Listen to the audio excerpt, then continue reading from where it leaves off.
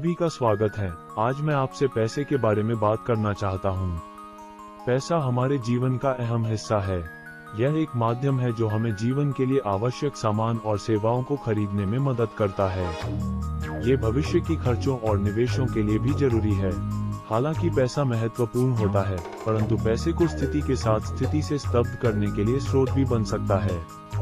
हम सब प्रयास करते रहते कि जरूरतें पूरी करें, कर्ज को कम करने या भविष्य के लिए बचत करने के लिए कठिनाई से सामना करते हैं। इसका एक मुख्य कारण हमारे पैसे के साथ संबंध कैसे है, जिसमें से हम पैसे को अपने उद्देश्यों को पूर्ण करने के लिए एक साधन के रूप में देखते हैं, कुछ जो हमें खुशी और पूर्णता प्राप्त करने के लिए आवश्यकता होती है। लेकिन यह एक खतरनाक सोच है। पैसा एक उपकरण है, कुछ और नहीं। ये हमें अपने उद्देश्यों को पूर्ण करने में मदद कर सकता है, लेकिन यह अर्थ या उद्देश्य नहीं प्रदान कर सकता। इसलिए हम अपने संबंध को कैसे बदलें? पहला कदम हमारे मूल्यों और प्राथमिकताओं को समझना होगा। हमारे लिए क्या सच से महत्वपूर्ण है? एक बार जब हम इसको समझ ले तो हम अपनी मूल्यों के साथ अपनी बजट और वित्तीय योजना बना सकते हैं।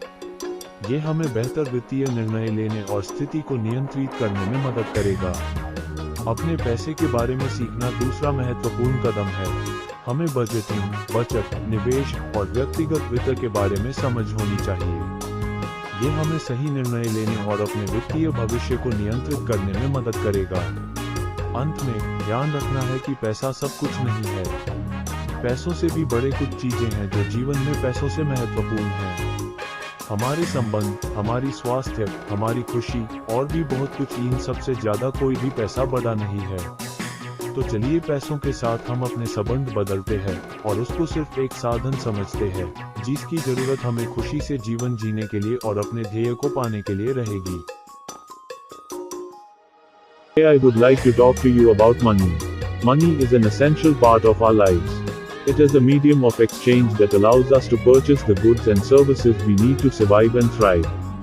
It also serves as a store of value, allowing us to save for future expenses and investments. However, despite its importance, money can also be a source of stress and anxiety. Many of us struggle to make ends meet, pay off debt, or save for the future. One of the main reasons for this is our relationship with money.